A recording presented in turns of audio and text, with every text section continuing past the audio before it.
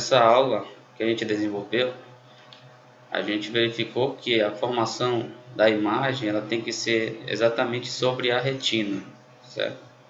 Então, algumas anomalias poderão acontecer por conta dessa projeção de imagens, certo? As imagens elas podem ser projetadas antes ou depois da retina. Isso poderá ocorrer devido a algumas anomalias que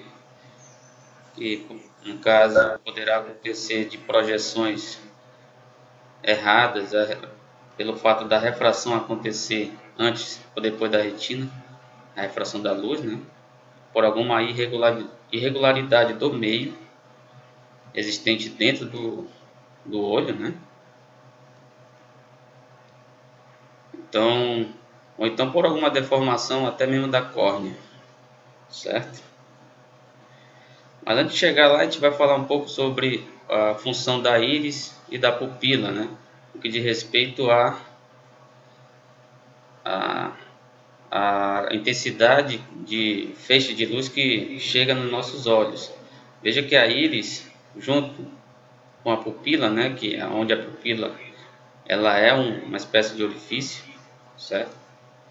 E a íris fica em torno desse orifício. A íris ela possui um papel fundamental que é justamente de controle da entrada e saída de feixe de luz, certo? Então, em lugares que esteja muito claro, essa íris, né, ela promove aí uma diminuição na pupila, certo? Enquanto em lugares que julgamos ser muito escuro, a íris provoca aí um aumento na pupila, que é justamente para determinar, para efeito de controle dos feixes de luz que estão entrando aí dentro de todo esse sistema visual, né? Então a íris é uma estrutura contrátil capaz de variar seu orifício, que é a pupila. A pupila tem um diâmetro de 1,5 a 8 milímetros, conforme a contração de músculos da íris. A camada posterior da íris é responsável pela cor dos olhos, certo? Então aqui justamente a íris ela é responsável por essa coloração aí, né? E muito representa o olho de cada um de nós. Olhos verdes, olhos azuis, né? Vários tipos de cores aí que podem se mesclar. Isso é por conta da própria estrutura da íris, né? E de fato ela recebe luz aqui, certo? E aqui existe várias células que promove essa percepção da cor, certo? Também aqui dentro não tem saída de luz, então por isso que é totalmente negro, né?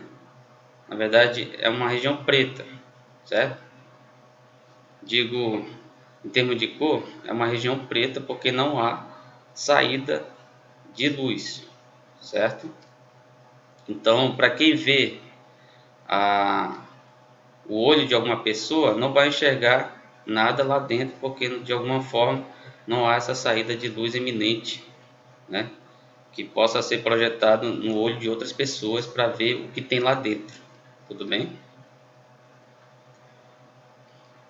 A íris tem um papel especial nas seguintes funções: controle da quantidade de luz, certo? Que é o aumenta em ambiente escuro, né? Então aqui no caso, ela aumenta em ambiente escuro e diminui em ambiente claro. Diminuição da aberração esférica. O que seria a aberração esférica? Seria um fenômeno que ocorre justamente por conta da projeção, né? No caso da aberração esférica ocorre através das bordas, que no caso aí das bordas do cristalino, onde os feixes de luz, quando atinge a borda do cristalino, ele pode gerar um desfoco ali. Então ali nós temos ali uma aberração esférica. No que diz respeito à aberração cromática, quando o feixe de luz atinge o cristalino, né, ele possui um comprimento de onda específico. Então, se de alguma forma esse efeito, essa projeção não acontecer por conta do meio ali existente, que está meio não está uniforme, então provocando assim uma refração irregular, aí nós temos o que chamamos de aberração cromática, certo?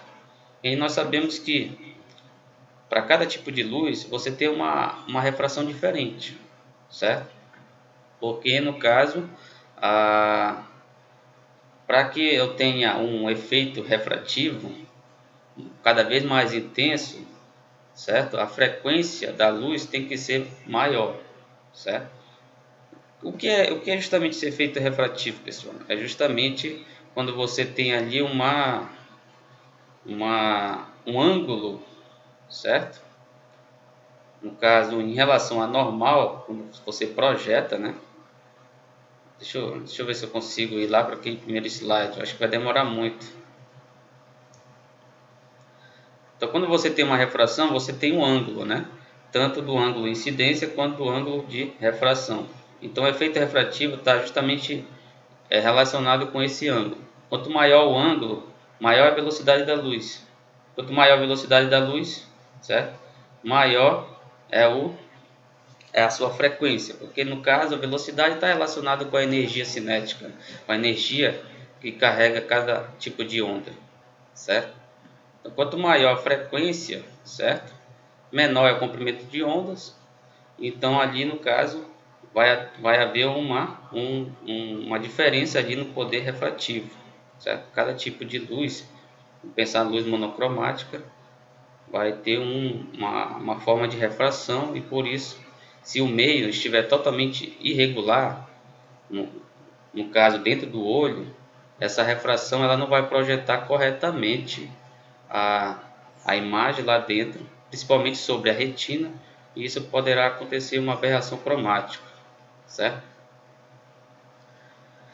Aumento da profundidade de foco com o fechamento da pupila, certo? Então, no caso, com o fechamento da pupila, os feixes de luz, né, eles entram atingindo pontos bem mais específicos dentro do cristalino, certo? E aí então você aumenta o foco para que você possa, por exemplo, enxergar mais perto, tudo bem?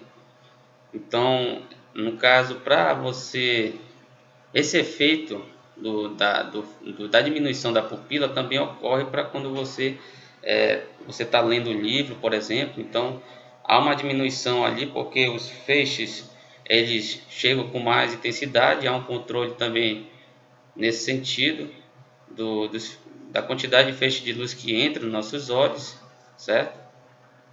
Então, esse controle faz com que você tenha maior profundidade no que você está vendo cada vez mais perto, né? Tudo bem? Retina, transformação de fótons em impulsos nervosos. Então aqui é a parte em que a gente já não vai mais tratar a onda como a luz como onda, desculpa. Aqui é a parte que a gente vai tratar a onda como uma partícula, como um corpo, certo? Que é no caso é que no que diz respeito à conversão de energia, né?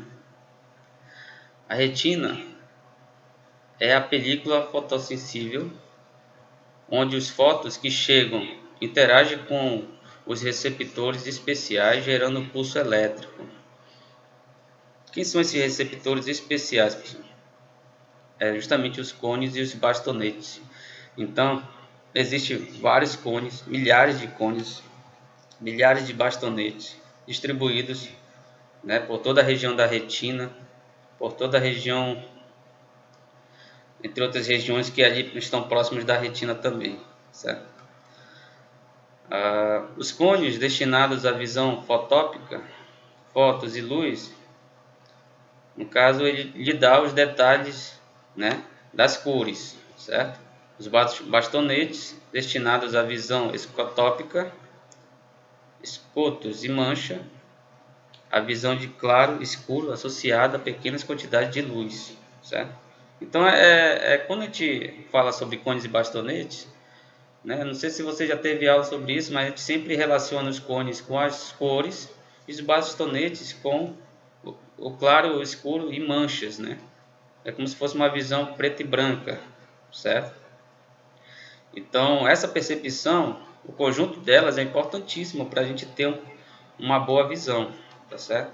Então, esses receptores que estão ali distribuídos próximo da retina, que vai receber a onda, que no caso é a luz, né?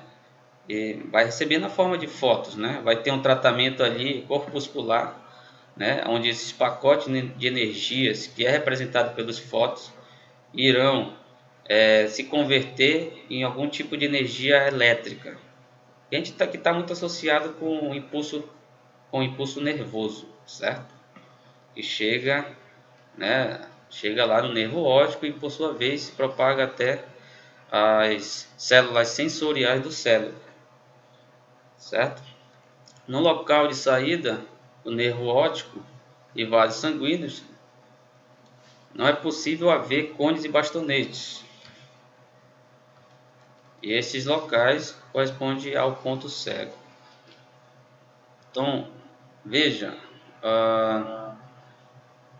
que aqui no caso tinha uma figura que tinha várias figuras e não foi carregado, tá pessoal? Tinha figura aqui, tinha figura aqui.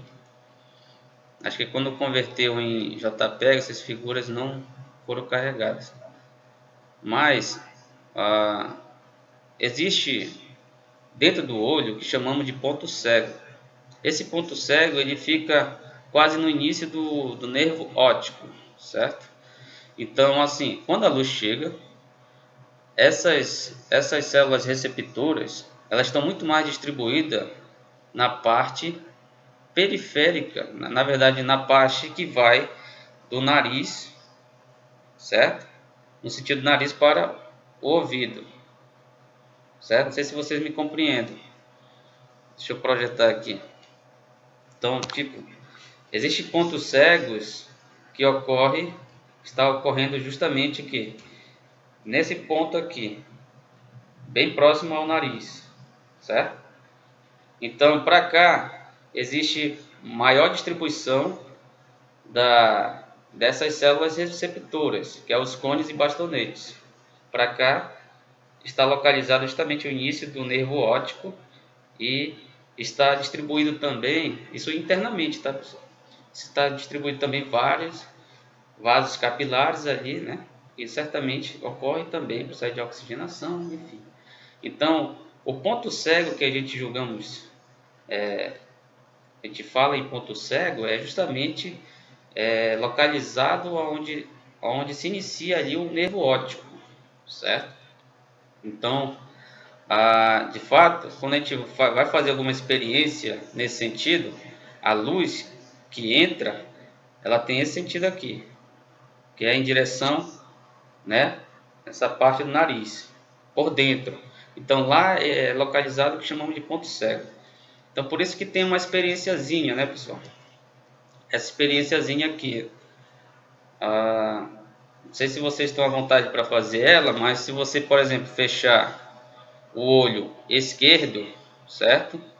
Se você fechar o olho esquerdo e olhar para cima do X aqui, se aproximar mesmo da tela, você vai ver que você, em algum momento, você não vai mais enxergar mais esse ponto branco aqui, certo?